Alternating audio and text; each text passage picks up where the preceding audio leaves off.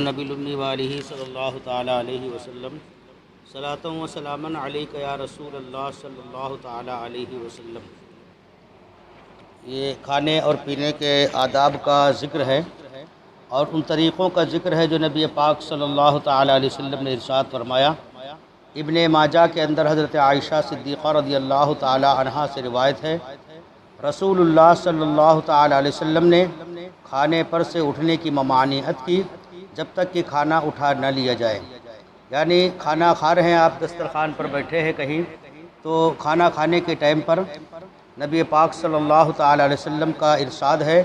کہ کھانا جیسے دو چار آدمی یا ایک آدمی کھا رہے ہیں تو کھانا سامنے رکھا اٹھانا جو ہے خود نہیں اٹھنا چاہیے، یہاں تک کہ کھانا پہلے اٹھایا جائے۔ کھانا اٹھا لیا جائے، جب لوگ کھانا کھا لیں، کھا لینے کے بعد کھانا اٹھا لیا جائے، اس کے بعد پھر اٹھنا چاہیے۔ ابن ماجہ کے اندر عبداللہ ابن عمر رضی اللہ تعالیٰ عنہما سے روایت ہے کہ رسول اللہ صلی اللہ تعالیٰ علیہ وسلم نے فرمایا کہ جب دسترخوان چنا جائے تو کوئی شخص دسترخوان سے نہ اٹھے جب تک کہ دسترخوان نہ اٹھا لیا جائے اور کھانے سے ہاتھ نہ کھینچے اگرچہ کھا چکا ہو، جب تک کہ سب لوگ فارغ نہ ہو جائیں، اور اگر ہاتھ روکنا ہی چاہتا ہے تو معذرت پیش کرے، کیونکہ اگر بغیر معذرت کے ہاتھ روک لے گا تو اس کے ساتھ دوسرا شخص جو کھانا کھا رہا ہے شرمندہ ہوگا اور وہ بھی ہاتھ کھینچ لے گا اور شاید ابھی اس کو کھانے کی حاجت باقی ہو۔ اسی حدیث کی بنا پر علماء فرماتے کہ اگر کوئی شخص کم خوراک ہو یعنی کم کھانے والا ہو تو آہستہ آہستہ تھوڑا کھائے، اور اس کے باوجود بھی اگر جماعت کا ساتھ نہ دے سکے تو معذرت پیش کرے تاکہ دوسروں کو شرمندگی نہ ہو۔ اس حدیث مبارکہ میں نبی پاک صلی اللہ تعالیٰ علیہ وسلم نے ارشاد فرمایا، اس بات کا ذکر ہے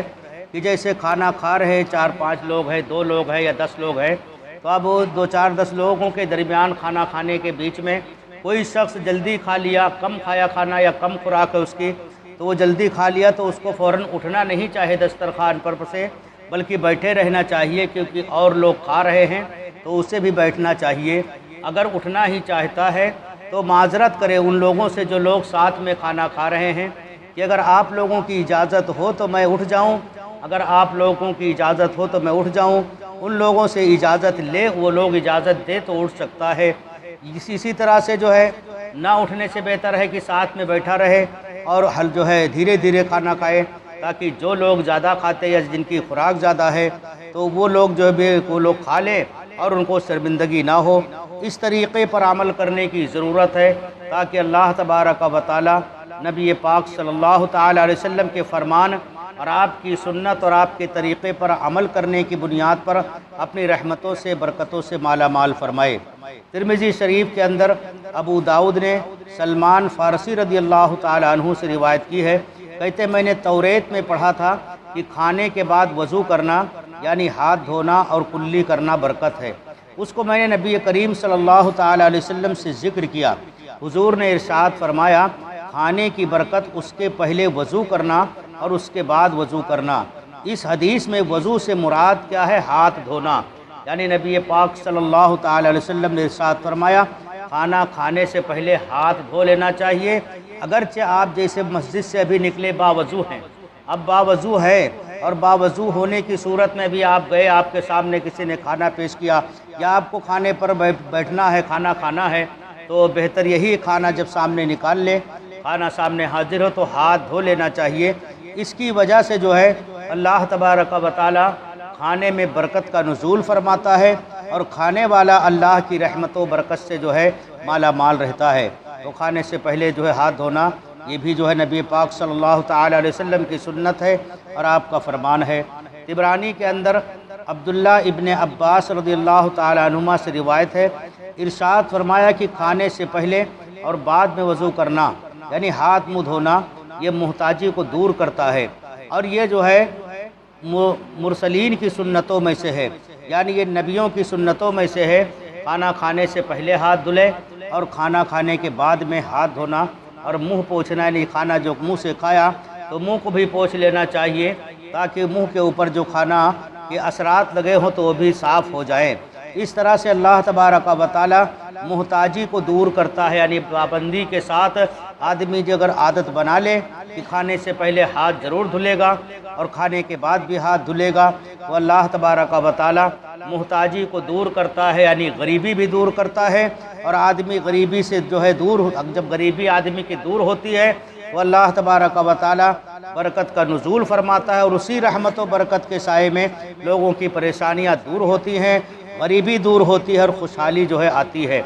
ابن ماجہ کے اندر حضرت عبداللہ ابن عمر رضی اللہ تعالیٰ عنہما سے روایت ہے کہ حضور نے فرمایا اکٹھے ہو کر کھانا کھاؤ، الگ الگ نہ کھاؤ، کہ برکت جماعت کے ساتھ ہے۔ یعنی اس جو ہے حدیث مبارکہ میں نبی پاک صلی اللہ تعالیٰ علیہ وسلم نے ارشاد فرمایا کہ اگر گھر کے اندر 2-4 لوگ ہیں تو جتنے بھی لوگ ہوں ساتھ میں بیٹھ کر کھائیں مل کر تو زیادہ بہتر ہے، کیونکہ جب ساتھ میں بیٹھ کر کھائیں گے، اکٹھا ہو کر کے کھائیں گے تو اللہ تبارک و تعالی برکت کا نزول فرماتا ہے۔ اسی وجہ سے جو ہے نماز جماعت کے ساتھ پڑھی جاتی ہے، کیونکہ جماعت کے ساتھ جب تمام مسلمان حاضر رہیں گے اللہ کی عبادت میں تو اللہ تبارک و تعالی کی رحمت کا ہوتا ہے نزول، اللہ کی رحمت نازل ہوتی ہے نماز پڑھانے والے پر، اس کے بعد داہنے صف میں جو مقتدی ہیں ان پر اللہ کی رحمت، اس کے بعد جو داہنے صف میں بائیں طرف ہیں ان کے اوپر، پھر اسی طرح دوسری صف میں۔ تو معلوم ہوا لوگ جب جمع ہوتے ہیں ایک چیز پر، اللہ کی عبادت پر اور اللہ کے دیے ہوئے رزق پر جمع ہو کر جب کھانا کھاتے ہیں تو اس طرح اللہ تبارک و تعالی خوش ہوتا ہے، بندوں کو دیکھ کر ان کی کیفیت کو دیکھ کر خوش ہوتا ہے، راضی ہوتا ہے، اور جب اللہ خوش ہوتا ہے، راضی ہوتا ہے تو اپنی رحمت کا اور برکت کا نزول فرماتا ہے۔ تو 2-4 لوگ اگر ہوں تو ساتھ میں ہی بیٹھ کر اکٹھا کھائیں تو بہتر ہے۔ ترمذی شریف کے اندر روایت ہے کہ نبی پاک صلی اللہ تعالیٰ علیہ وسلم کے پاس ایک برتن جو ہے لایا گیا، اور اس برتن میں حضور نے اپنے بائیں ہاتھ سے میرا جو ہے داہنا ہاتھ پکڑا۔ ایک صحابی کہتے ہیں کہ حضور صلی اللہ تعالیٰ علیہ وسلم کے سامنے ایک برتن لایا گیا، اور برتن کے اندر بہت ساری سرید اور بوٹیاں لائی گئیں، یعنی اس کے اندر سرید تھا اور بوٹیاں تھیں۔ سرید وہ ایک سالن بنتا تھا اور اسی کے اندر روٹی وغیرہ توڑ دی جاتی تھی، روٹی توڑ کر ملا دیتے تھے، اس کو سرید کہا جاتا تھا، اس طرح لوگ کھاتے۔ تو سرید لایا گیا، اس میں بہت ساری بوٹیاں تھیں۔ تو اکراش بن زویب کہتے ہیں کہ میرا ہاتھ برتن میں ہر طرف پڑنے لگا، تو رسول اللہ صلی اللہ تعالیٰ علیہ وسلم نے اپنے سامنے سے تناول فرمایا، پھر حضور نے اپنے بائیں ہاتھ سے میرا داہنا ہاتھ پکڑ لیا اور فرمایا کہ اکراش ایک جگہ سے کھاؤ، یہ ایک ہی قسم کا کھانا ہے۔ اس کے بعد طبق میں طرح طرح کی کھجوریں لائی گئیں، میں نے اپنے سامنے سے کھانا شروع کر دیا۔ رسول اللہ صلی اللہ تعالیٰ علیہ وسلم کا ہاتھ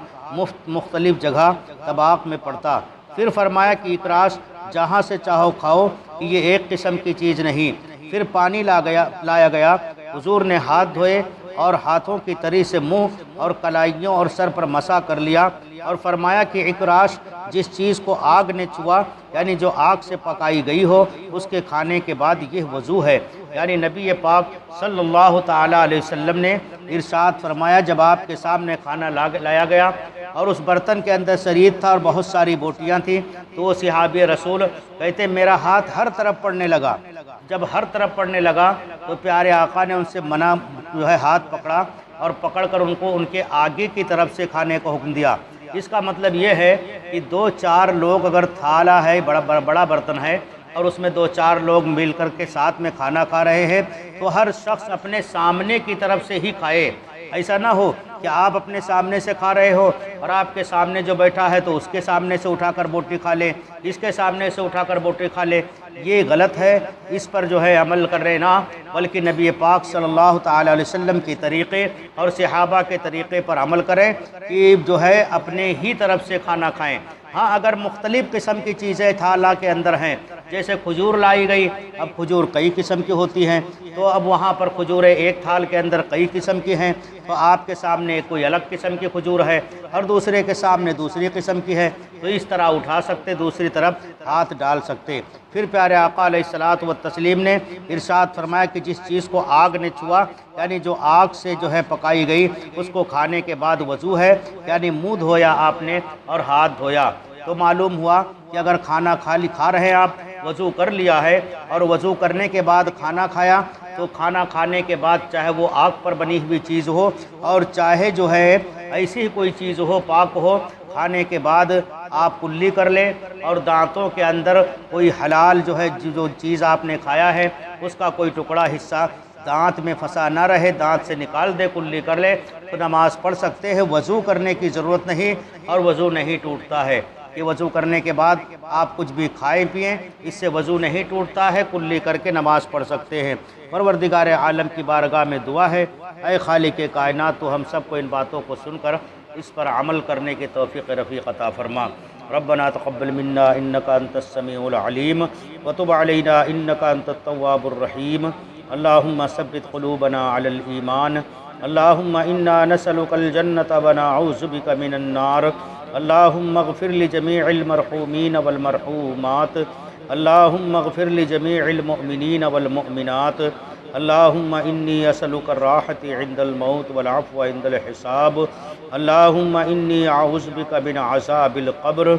اللهم ربنا ظلمنا أنفسنا وإن لم تغفر لنا وترحمنا لنكونن من الخاسرين، وصلى الله تعالى على خير خلقه ونور عرشه محمد وعلى آله وأصحابه أجمعين۔ قال الله تعالى في شان حبيب المصطفى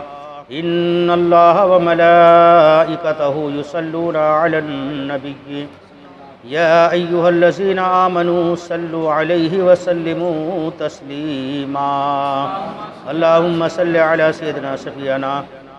مولانا محمد بارك وسلم صلاة وسلاما عليك يا رسول الله صلى الله تعالى عليه وسلم۔